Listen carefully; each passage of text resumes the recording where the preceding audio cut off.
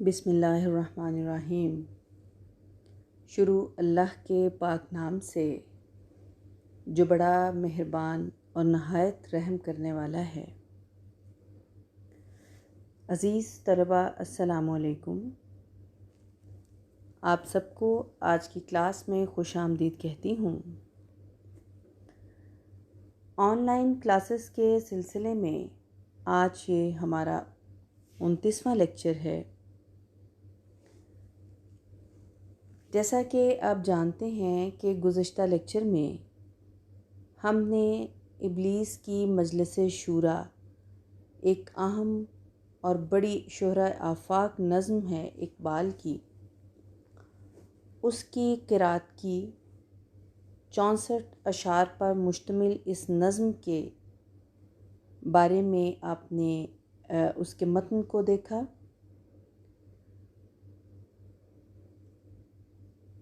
ہمارے نصاب میں شامل اس حصے میں ہم نے اقبال کی اس مشہور و معروف نظم یعنی ابلیس کی مجلس شورا کا تحقیقی و تنقیدی تجزیہ کرنا ہے۔ اس لیے ضروری تھا کہ ہم اس طویل نظم کے بارے میں، اس کے متن کے بارے میں مکمل آگاہ ہو جائیں، اور اس صورت میں میں نے اس سلسلہ کی پہلی کڑی جو ہے وہ آپ کے گوش گزار کر دی۔ آج ہم ابلیس کی مجلس شورا نظم کا ایک تعارفی جو ہے مطالعہ کریں گے۔ اس میں آپ کو بتاتی چلوں کہ میں مختصر انداز میں ایک دفعہ آپ کو نظم کی مشمولات کی طرف جو ہے وہ بڑھیں گے، اور میں آپ کو بتاؤں گی کہ نظم جو ہے وہ ابلیس اور اس کے 5 مشیروں کے کردار پر مشتمل ہے، اور اس کا ایک ہم تعارفی جائزہ لیں گے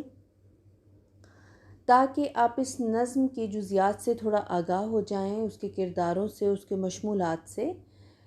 کیونکہ اقبال کی یہ نظم بہت مشہور و معروف ہے، اور اس میں اقوام عالم کے تمام سیاسی جو نظام ہیں ان کے بارے میں بڑی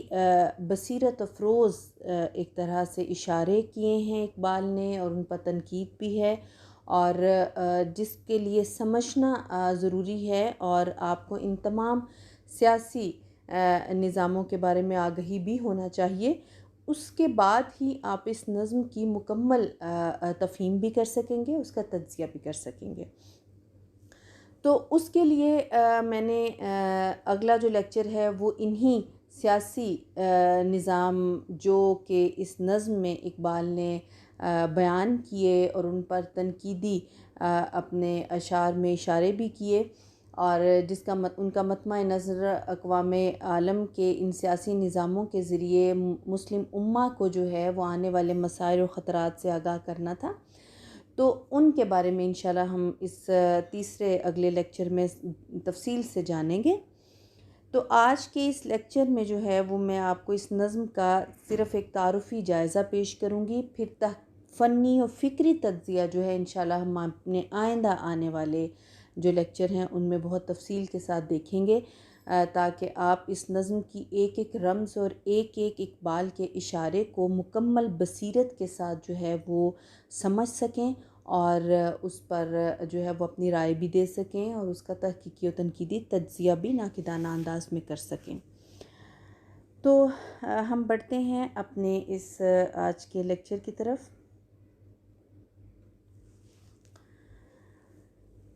عزیز طلباء، اقبال کی یہ نظم مجلس شورا ان کی آخری عظیم نظموں میں سے ایک ہے۔ ویسے تو اقبال کی بہت سی طویل نظمیں جو ہیں بہت مشہور و معروف و نظمیں ہیں، اور اس سلسلے میں یہ جو ایک نظم ہے یہ ان کی آخری نظموں میں شمار کی جاتی ہے۔ صورت و معنی ہر دو اعتبار سے یہ نظم اقبال کی آخری حد کو چھو رہی ہے۔ 64 اشعار پر مشتمل یہ طویل نظم بہت ڈرامائی کیفیات اپنے اندر سموئے ہوئے ہیں، جس کو اقبال نے ایک ڈرامائی صورتحال کے ساتھ پیش کیا اور جس پر کہ انہیں بڑی قدرت حاصل تھی۔ ٹی ایس ایلیٹ کے خیال میں شاعرانہ عظمت کا آخری مرحلہ وہاں سے شروع ہوتا ہے جہاں شاعر اپنے مافی الضمیر کو براہ راست ادا کرنے کے بجائے اپنے تخلیق کردہ کرداروں کی وساطت سے بیان کرتا ہے۔ اقبال برسوں پہلے خضر راہ لکھ کر فنی عظمت کے اس مرحلے کو پہنچ چکے تھے، بلکہ وہ مرحلہ طے کر چکے تھے۔ اب یہ جو زیر نظر نظم ہے اس میں بھی اقبال نے ایک ڈرامائی صورتحال اور چند کرداروں کی تخلیق اور پیشکش سے عالمی سیاست پر گہرا، بلیغ اور مؤثر طنز بھی کیا ہے، اور ایک حیرت انگیز پیش بینی کے ساتھ انسانیت کو آئندہ خطرات سے بھی آگاہ کیا ہے۔ مزید برآں اس نظم میں اقبال کے تصور ابلیس کا ایک نہایت اہم پہلو بھی جلوہ گیر ہوتا ہے، اور جس پر ان کے تصور ابلیس پر ہم انشاءاللہ اپنے آئندہ لیکچرز میں مکمل تفصیل کے ساتھ ان کے اس تصور کو بھی دیکھیں گے۔ تو جو انسانیت کو آئندہ مستقبل میں آنے والے خطرات سے، ان سے بھی اقبال نے جو ہے اس نظم کے ذریعے ان کو ان خطرات سے آگاہ کیا ہے۔ مغرب کے دانشوروں نے بھی اس حقیقت کا اعتراف کیا کہ اقبال کا تصور ابلیس اور جو ہے وہ عالمی ادب میں خوبصورت اور معنی خیز اضافہ ہے۔ اقبال سے پہلے دنیا کے ادب میں شیطان کی شخصیت بڑی حد تک جنسی جوش و خروش سے مستعار تھی۔ اقبال دنیا کے پہلے شاعر اور فلسفی ہیں جنہوں نے شیطان کی سیاسی شخصیت کو بے نقاب کیا ہے، یا یوں کہہ لیجئے کہ عالمی اور خصوصاً مغربی سیاست کے شیطانی پہلوؤں پر کمال فن اور کمال دانش کے تمام تقاضوں کے ساتھ کاری ضرب لگائی ہے۔ اس نظم کی تخلیق سے پہلے بھی کلام اقبال میں کئی ایسے منتشر اشعار، قطعات یا مختصر نظمیں موجود ہیں جن میں شیطان کے سیاسی کردار پر روشنی ڈالی گئی ہے، اور جو ہے وہ اس میں شیطان کا یہ کردار جو ہے وہ سامنے آتا ہے۔ ان نظموں کے بارے میں بھی ہم دیکھ لیتے ہیں ایک تھوڑا مختصر سے انداز میں کہ وہ کون سی نظمیں ہیں جن میں اقبال نے تصور ابلیس کو جو ہے وہ بڑے واضح انداز میں پیش کیا۔ گر کبھی خلوت میسر ہو تو پوچھ اللہ سے، قصہ آدم کو رنگین کر گیا کس کا لہو۔ تو اقبال کی فکر کی بلند پروازی اسے اکثر عالم بالا میں لے جاتی ہے۔ کبھی وہ فرشتوں کا گیت لکھتے ہیں، کبھی عالم بہشت میں ملا کی موجودگی پر طنز کی بوچھاڑ کرتے تھے، کبھی اس عالم کا تصور کرتے ہیں اپنی شاعری میں جب تخلیق آدم سے پہلے سب فرشتوں کے ساتھ جبریل اور ابلیس بھی مزے سے رہتے تھے۔ ڈرامائی ماحول پیدا کرنا اقبال کا ایک اپنا مزاج ہے۔ وہ جبریل اور ابلیس میں ایک مکالمہ بھی قائم کرتے ہیں۔ ابلیس آدم کو سجدہ نہ کرنے پر جنت سے نکالا جا چکا ہے، اور اس کے بعد اس کے ورگلانے پر، ممنوعہ پھل کھانے پر آدم و حوا کو بھی باغ بہشت سے زمین کے ویرانے میں پھینک دیا جاتا ہے۔ لیکن آدم و حوا کا سزا کے طور پر زمین پر آنا فعل نیک ہے، اور یہ دونوں مل کر اس ویرانے کو سرسبز و شاداب کرتے ہیں اور قرۂ ارض کو رنگینیوں سے بھر دیتے ہیں۔ اسی پس منظر کے ساتھ اقبال کی نظم جو ہے وہ جبریل و ابلیس ہے، جو مکالماتی انداز میں ہے، ابلیس کی زندگی کا ایک دلچسپ پہلو پیش کرتی ہے، اور وہ گستاخ اللہ پر بھی طنز کرنے سے بھی جو ہے وہ نہیں باز آتا۔ اس نظم میں اقبال کا طنزیہ لہجہ بھی اپنے شباب پر ہے۔ جبریل پرانے دنوں کو یاد کرتا ہے اور ابلیس سے کہتا ہے کہ اگرچہ تو اب وہاں نہیں رہتا، مگر افلاک پر فرشتوں میں تیرا تذکرہ ہوتا ہے۔ جبریل کے اس ہمدردانہ رویے پر ابلیس ہنستا ہے اور اپنی موجودہ زندگی پر اطمینان کا اظہار کرتا ہے۔ تو اس نظم میں جو ہے وہ اگر آغاز سے ہم دیکھیں تو جبریل و ابلیس کی نظم، جبریل جب کہتا ہے کہ ہمدم دیرینہ کیسا ہے جہان رنگ و بو، تو ابلیس جواب دیتا ہے سوز و ساز و درد و داغ و جستجوئے آرزو۔ تو پھر جبریل پوچھتا ہے کہ ہر گھڑی افلاک پر رہتی ہے تیری گفتگو، کیا نہیں ممکن کہ تیرا چاک دامن ہو رفو؟ ابلیس کا جواب سنیے، آہ اے جبریل تو واقف نہیں اس راز سے، کر گیا سرمست مجھ کو ٹوٹ کر میرا سبو، اب یہاں میری گزر ممکن نہیں، ممکن نہیں، کس قدر خاموش ہے یہ عالم بے کاخ و کو، جس کی نومیدی ہو سوزے درون کائنات، اس کے حق میں تک نہ تو اچھا ہے یا لا تک نہ تو۔ پھر جبریل جواب دیتے ہیں، وہ کہتے ہیں کہ کھو دیے انکار سے تو نے مقامات بلند، چشم یزداں میں فرشتوں کی رہی کیا آبرو؟ ابلیس جواب دیتا ہے میری جرت سے مشت خاک میں ذوق نمو، میرے فتنے جامائے عقل و خرد کا تار و پو، دیکھتا ہے تو فقط ساحل سے رزم خیر و شر، کون طوفان کے تمانچے کھا رہا ہے میں کہ تو، خضر بھی بے دست و پا الیاس بھی بے دست و پا، میرے طوفان یم بیم دریا بدریا جو بجو، گر کبھی خلوت میسر ہو تو پوچھ اللہ سے، قصہ آدم کو رنگیں کر گیا کس کا لہو،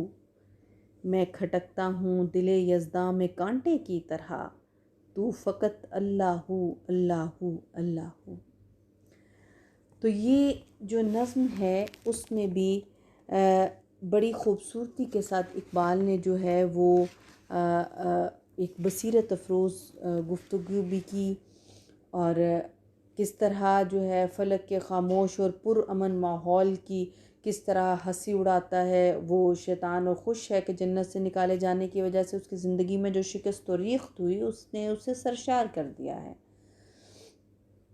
تو ابلیس کا جو جواب ہے وہ بہت معنی خیز، بہت کٹیلا اور طنز سے بھرپور ہے۔ وہ جو جواب دے دیا کہ کھو دیے انکار سے تو نے مقامات بلند، چشم یزداں میں فرشتوں کی رہی کیا آبرو، تو ابلیس جو ہے وہ بڑا بھرپور جواب دیتا ہے، اور وہ طنز ایک طرح سے خود جبریل پر بھی اور حضرت یزداں پر بھی۔ پہلے تو اس بات پر فخر کرتا ہے کہ میری جرت انکار کے باعث آدم کی مٹھی بھر خاک میں قوت روئندگی آئی، میری فتنہ گری نہیں آدمی کے ذہن میں عقل و خرد کے بیج بوئے، اور آج دنیا میں جو علم و دانش کے مظاہر ہیں وہ میری جرت انکار کی بدولت ہیں۔ زندگی کی تمام رونقوں، تمام رنگینیوں اور ہنگاموں کے پیچھے میں ہوں، اور یہ میرے لیے کس قدر فخر کی بات ہے۔ اور اے جبریل تو کیا جانے کہ طوفانوں سے کھیلنے میں کتنا لطف آتا ہے، تو تو بحر حیات کو دور ساحل سے دیکھتا ہے اور نیکی اور بدی کا صرف تماشا ہی ہے، جبکہ میں اس میں غوطہ زن ہوں اور اس کا لطف اٹھا رہا ہوں۔ ابلیس کے تیور اور بھی تیکھے ہو جاتے ہیں، اور وہ جبریل سے کہتا ہے کہ تجھے تو اللہ سے قربت ہے، اس سے کبھی پوچھنا تو صحیح کہ میں نے جنت چھوڑ کر جو قربانی دی اور اپنی فرشتہ سیرت کا خون کیا، اس سے قصہ آدم رنگیں ہوا یا نہیں؟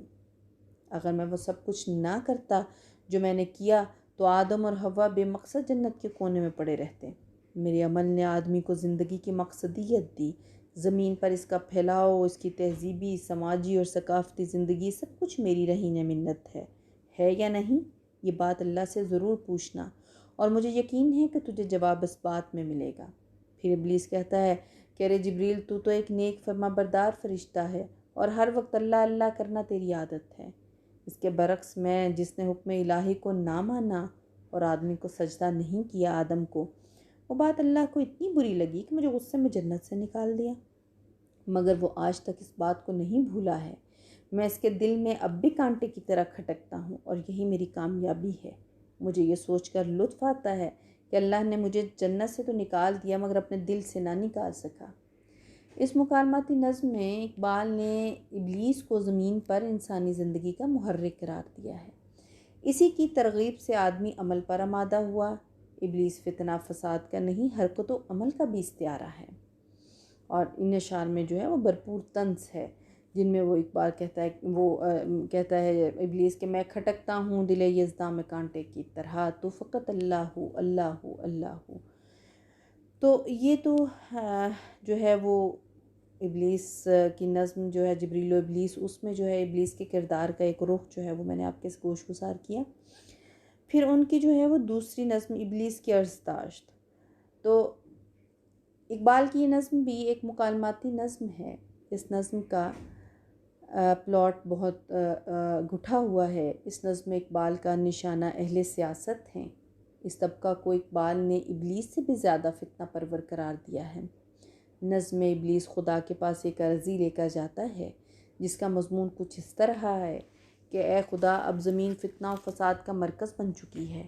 یہاں بسنے والے اپنی زیب و زینت کھو چکے ہیں، ان کے لاغر اور کمزور جسموں پر زرق برق لباس ہیں، ان کے کمزور دلوں میں ذوف کی شدت ہے مگر چالاکی سے باز نہیں آتے۔ اب اس مخلوق میں نجس اور غیر نجس کا فرق مٹ چکا ہے، اور یہ کارنامہ مغربی معاشرت نے انجام دیا ہے۔ دراصل اب دنیا میں مجھ سے زیادہ خطرناک، سازشی اور فتنہ پرور قوت نے جنم لے لیا ہے، جس کا نام ہے سیاستداں۔ وہ جمہور کے ابلیس ہیں، اس لیے اے خدا اب زمین پر میری ضرورت نہیں، مجھے واپس فلک پر بلا لیں۔ یہ نظم صرف 5 اشعار پر مشتمل ہے، اور آخری شعر تو طنز کے زہر میں بھجے ہوئے ہیں۔ کہتا ہے عزازیل خداوندِ جہاں سے، پر قالۂ آتش ہوئی آدم کی کف خاک، جاں لاغر و تن فربا و ملبوس بدن زیب، دل نزا کی حالت میں خرد پختہ و چالاک۔ ناپاک جسے کہتی تھی مشرق کی شریعت، مغرب کے فقیہوں کا یہ فتویٰ ہے کہ ہے پاک۔ تجھ کو نہیں معلوم کہ حوران بہشتی، ویرانی جنت کے تصور سے ہیں غمناک۔ جمہور کے ابلیس ہیں ارباب سیاست، باقی نہیں اب میری ضرورت تہ افلاک۔ تو ابلیس اقبال کی شاعری میں عجیب و غریب استعارہ بھی ہے۔ بنیادی طور پر وہ بغاوت کا علمبردار ہے، ایسی بغاوت جو احکام الہی سے ہے، اور ہر اس چیز سے جو احکام الہی پر عمل کرنے سے ظہور پذیر ہوتی ہے، یعنی نیکی، نیک نفسی، قناعت، سچائی، حق بات پر اصرار، انسانوں میں اتحاد اور اپنی قومیت پر فخر وغیرہ وغیرہ۔ اگرچہ اقبال نے ابلیس کے ترغیب گناہ کے عمل کے باعث آدم کو جنت سے نکالے جانے اور اس کے نتیجے میں زمین پر ایک نئی جنت آباد کرنے کو اس مخصوص زاویے سے دیکھا ہے کہ اس خاک کے پیکر میں ایک بجلی تو لہرائی، قوت عمل تو پیدا ہوئی، لیکن اقبال نے زمین پر انسانی زندگی کی گہما گہمی کو کھلی آنکھوں سے دیکھا ہے، اور وہ اس کا جائزہ لینے میں کوتاہی نہیں برتتے کہ آدمی میں ابلیسیت کہاں تک سرایت کر گئی ہے، اور ایسی کون کون سی باتیں اور عادات و خصائل ہیں جو ابلیسی یعنی شیطانی معلوم ہوتے ہیں، اور کون سی چیزیں احکام الہی کے تتبع کے زمرے میں آتی ہیں، یعنی انسان کے جو نیک اعمال ہیں۔ اقبال زندگی کے مثبت پہلوؤں کو اجاگر کرنا چاہتے ہیں، مگر وہ اقبال ہیں ایک طرح دار شاعر، جانتے ہیں براہ راست کوئی اچھی بات کہی جائے تو زیادہ اثر انداز نہیں ہوتی۔ ڈرامائیت ان کے شاعرانہ خمیر میں ہے، اور نئے سے نئے زاویے کی تلاش ان کا مزاج ہے۔ چنانچہ نیک اعمال کو اجاگر کرنے کا عجیب و غریب طریقہ اختیار کیا اور منفی بیان سے مثبت نتیجہ بھی برآمد کیا ہے۔ وہ بزبان ابلیس اس کے سیاسی چیلوں کے لیے فرمان جاری کرتے ہیں کہ انسانی سماج، اس کے ماحول اور اس کی روزمرہ زندگی اور اس کے قومی اور ملی تشخص سے وہ تمام چیزیں نکال کر پھینک دو جن پر اسے فخر ہے۔ اس نظم کا لہجہ تیکھا اور طنزیہ ہے، اور یکے بعد دیگرے برہمن کی مذہبیت، مسلمانوں کی دلیری، افکار عرب یعنی اسلامی عقائد کی عظمت، افغانوں کی غیرت قومی، اہل حرم کی صالح روایات اور اقبال کے دماغ کی تندی و تیزی سب کو نشانہ بنایا ہے۔ نظم مختصر ہے اور کل 6 اشعار پر جو ہے وہ مشتمل ہے، یعنی ابلیس کا فرمان اپنے سیاسی فرزندوں کے نام۔ اس نظم کے جو ہے وہ تھوڑی سی میں قرأت بھی کر دیتی ہوں۔ اب یعنی ہم اس تیسری نظم کے بارے میں بات کر رہے ہیں، ابلیس کا فرمان اپنے سیاسی فرزندوں کے نام۔ تو اس میں جو ہے وہ یہ ساری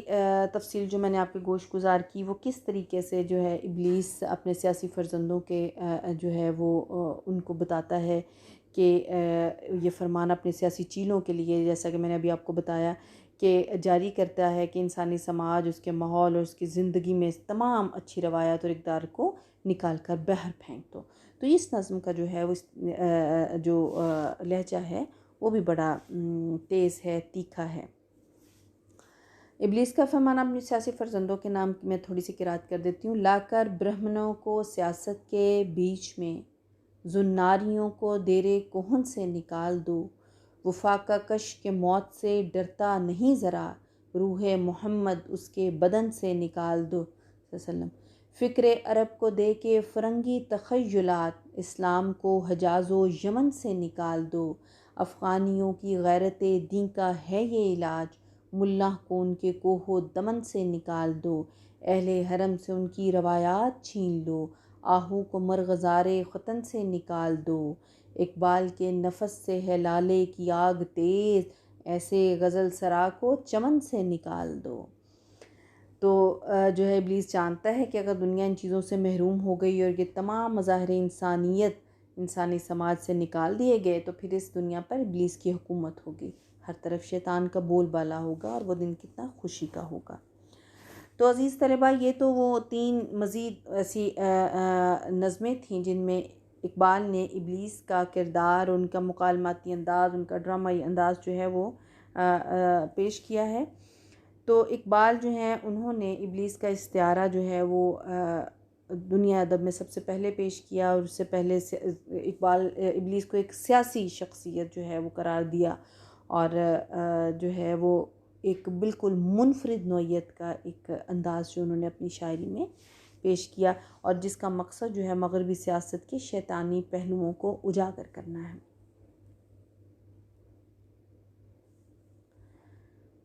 اب ہم دیکھتے ہیں کہ ابلیس کی مجلس شورا، اس میں اقبال کی یہ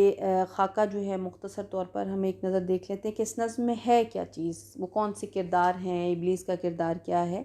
تو انشاءاللہ اس کا فکری و فنی تجزیہ، جیسا کہ ابھی میں نے آپ کو بتایا، مزید آگے اگلے لیکچرز میں بہت تفصیل کے ساتھ ہوگا۔ تو اس میں جو ہے وہ نظم کا آپ ایک تعارفی جائزہ لیں، اس کا خاکہ میں آپ کے سامنے پیش کر دیتی ہوں۔ اقبال کی یہ طویل ڈرامائی نظم، جیسا کہ میں نے آپ کو بتایا، 64 اشعار پر مشتمل ہے۔ تو جس زمین پر فتنہ و فساد برپا کرنے کی شیطانی سازش ہے، اس نظم میں اس کا مرکزی کردار ابلیس اپنے 5 مشیروں سے صلاح مشورہ کرتا ہے کہ دنیا سے نیکی، خدا ترسی، عدل و انصاف، اور بالخصوص مسلمانوں میں جڑ پائی ہوئی خدا پرستی، ایقان اور قوت عمل کو کیسے ختم کیا جائے۔ تو مشیر جو ہیں وہ اپنی اپنی فہم کے مطابق جو ہے مشورے دیتے ہیں۔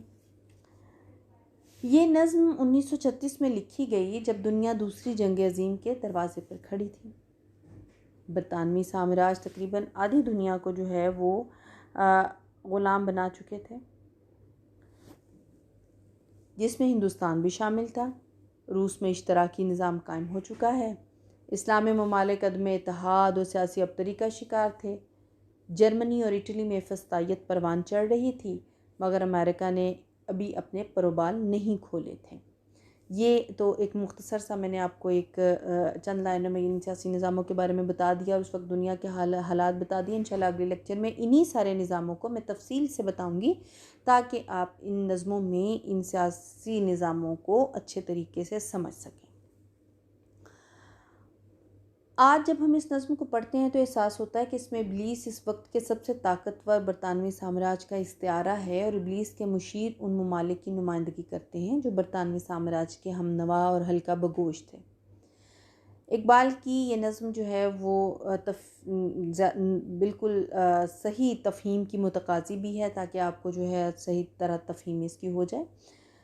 تو جو ہے وہ اب ہم یہ دیکھتے ہیں کہ اس میں اس نظم میں جو ہے وہ کیا کرداری صورت ہے اور کیا جو ہے وہ تفصیل ہے۔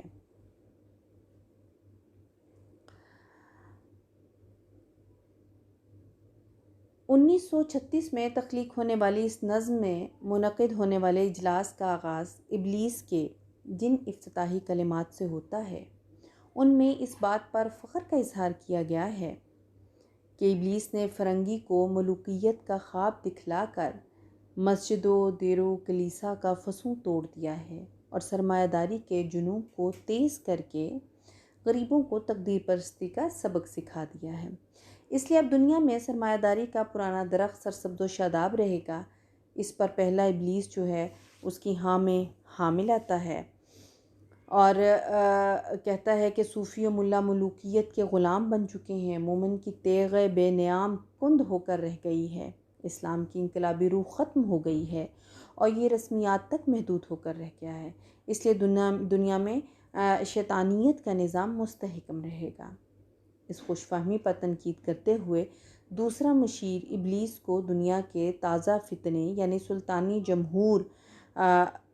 کا جو ہے وہ جمہور کے لیے جدوجہد کی طرف متوجہ کرتا ہے۔ پہلا مشیر اعتماد کے ساتھ جواب دیتا ہے کہ سلطانی جمہور کی یہ جدوجہد ملوکیت ہی کا ایک پردہ ہے۔ وہ کہتا ہے کہ ہم نے خود شاہی کو پہنایا ہے جمہوری لباس، جب ذرا آدم ہوا ہے خود شناسو خود نگر، کاروبار شہر یاری کی حقیقت اور ہے، یہ وجود میر و سلطان پر نہیں ہے منحصر، مجلس ملت ہو یا پرویز کا دربار ہو، ہے وہ سلطان غیر کی کھیتی پر ہو جس کی نظر۔ تو اس کے بعد تیسرا مشیر جو ہے وہ اس مرحلے پر شیطانیت کو، ابلیسی نظام کو درپیش ایک اور زبردست خطرے یعنی اشتراکیت کا جو ہے وہ اس کی طرف اشارہ کرتا ہے، اس کا ذکر کرتا ہے اور وہ کہتا ہے کہ کیا بتاؤں کیا ہے کافر کی نگاہ پردہ سوز، مشرق و مغرب کی قوموں کے لیے روز حساب، اس سے بڑھ کر اور کیا ہوگا طبیعت کا فساد، توڑ دی بندوں کے نے آقاؤں کے خیموں کی تناب۔ چوتھا مشیر جو ہے وہ اس کا جواب کیسے دیتا ہے؟ چوتھا مشیر کارل مارکس کے اشتراکی نظام کا توڑ مسولینی اور ہٹلر کی فاشزم کی صورت میں پیش کرتا ہے، مگر تیسرا مشیر اس دلیل سے متاثر نہیں ہوتا اور اشتراکیت کی بدولت مغربی استعمار کے بے نقاب ہو جانے پر نالاں ہے۔ پانچواں مشیر بھی شیطانی نظام کو درپیش اشتراکیت کے خطرے پر ابلیس کو متوجہ کرتا ہے اور کیسے وہ کیا کہتا ہے؟ وہ کہتا ہے گرچہ ہیں تیرے مرید فرنگ کے ساحر تمام، اب مجھے ان کی فراست پر نہیں ہے اعتبار، وہ یہودی فتنہ گر وہ روح مزدق کا بروز، ہر کبا ہونے کو ہے اس کے جنوں سے تار تار، چھا گئی یا شفتہ ہو کر وسعت افلاک پر، جس کو نادانی میں ہم سمجھے تھے ایک مشت غبار، فتنہ فردا کی ہیبت کا یہ عالم ہے کہ آج کانپتے ہیں کوہسارو مرغزارو جوئے بار، میرے آقا وہ جہاں زیر و زبر ہونے کو ہے جس جہاں کا ہے فقط تیری سیادت پر مدار۔ تو اس پر ابلیس جو ہے وہ برہم ہو جاتا ہے، غصے میں آ جاتا ہے اور اپنے مشیروں سے مخاطب ہوتا ہے اور کہتا ہے کہ دنیا میں شیطانی نظام کے لیے سب سے بڑا خطرہ اشتراکیت نہیں بلکہ اسلام ہے۔ کب ڈرا سکتے ہیں مجھ کو اشتراکی کوچہ گرد، یہ پریشاں روز اشفتہ مغز اشفتہ منہ، ہے اگر مجھ کو خطر کوئی تو اس مت کی بیداری سے ہے، جس کی خاکستر میں ہے اب تک شرار آرزو، جانتا ہے جس پر روشن باطن ایام ہے، مصداقیت فتنہ فردا نہیں اسلام ہے۔ تو ابلیس کی جو ایک طرح سے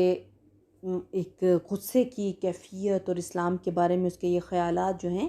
یہ بھی ایک اقبال اس حقیقت کی طرف اشارہ کرنا چاہتے ہیں کہ ابلیسی نظام کے لیے جو ہے وہ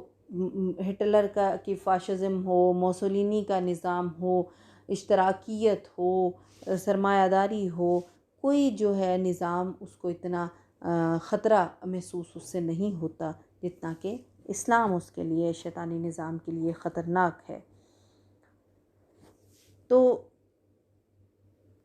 اس کے بعد ابلیس اپنے مشیروں کو اس نئے خطرے یعنی اسلام کی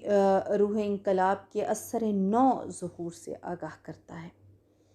وہ کہتا ہے کہ عصر حاضر کے تقاضوں سے ہے لیکن یہ خوف ہو نہ جائے آشکارا شرع پیغمبر کہیں، الحذر آئین پیغمبر سے 100 بار الحذر، حافظ ناموس زن مرد آزماف مرد آفریں، موت کا پیغام ہر نوع غلامی کے لیے، نہ کوئی خاکان نے فقیر و نشیں، کرتا ہے دولت کو ہر آلودگی سے پاک و صاف، منوؤں کو مال و دولت کا بنایا ہے امی، اس سے بڑھ کر اور کیا فکر و عمل کا انقلاب، بادشاہوں کی نہیں اللہ کی ہے یہ زمیں، چشم عالم سے رہے پوشیدہ یہ آئین تو خوب، یہ غنیمت ہے کہ خود مومن ہے محروم یقین، ہے یہی بہتر الہیات میں الجھا رہے، یہ کتاب اللہ کی تعویلات میں الجھا رہے۔ تو ایک طرح سے ابلیس بتاتا ہے کہ وہ ہر آن مسلمانوں کی بیداری سے لرز رہا ہے اور مسلمانوں کو حقیقی اسلام سے دور رکھنے کی تدابیر سوچ رہا ہے۔ نظم کا یہ حصہ انتہائی حسین ہے اور اس میں اقبال نے ابلیس کی زبانی مسلمانوں کے عہد غلامی کی دینی سرگرمیوں یعنی الہیات کے ترشے ہوئے لات و منات کی پوجا پر، اس کی پرستش پر بڑی جرت سے تنقید کی ہے۔ ابلیس نے اپنے مشیروں کو حکم دیتا ہے ابلیس کہ وہ اس خدا اندیش کی تاریک رات کو ہرگز روشن نہ ہونے دیں، جس کی تکبیروں سے کائنات لرز اٹھتی ہو، اور اسے عالم کردار سے بیگانہ رکھ کر علم الکلام کی لفظی موشگافیوں میں الجھائے رکھیں،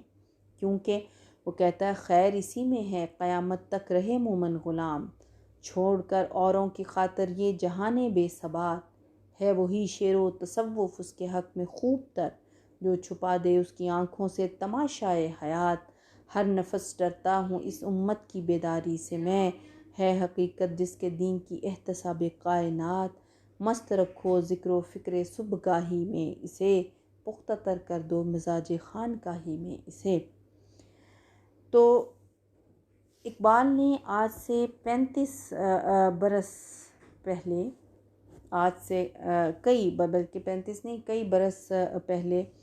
شیطان کے سیاسی عزائم کے بارے میں جو پیش گوئی کی تھی، آج سے اگر ہم آج سے اس کو کرنا شروع کریں کیلکولیٹ، تو کئی برس بنتے ہیں جب شیطان کے جو ہے وہ ان عزائم کی، جس وقت اقبال نے یہ تحریر کی نظم، تو ان کے بارے میں جو پیش گوئی کی تھی وہ حرف بحرف سچی ثابت ہوئی۔ اقبال کے سیاسی فرزند کامیاب ہوئے اور طلوع آزادی کے تقریباً ربع صدی بعد بھی ہمارے ہاں جو ہے وہ اسلام رسمیات کے مجموعے کا نام ہے، اور آج بھی جو ہے وہ اگر ہم دیکھتے ہیں آج اس 2020 کے سیناریو میں اگر دیکھیں، آج کے عصر حاضر میں دیکھیں،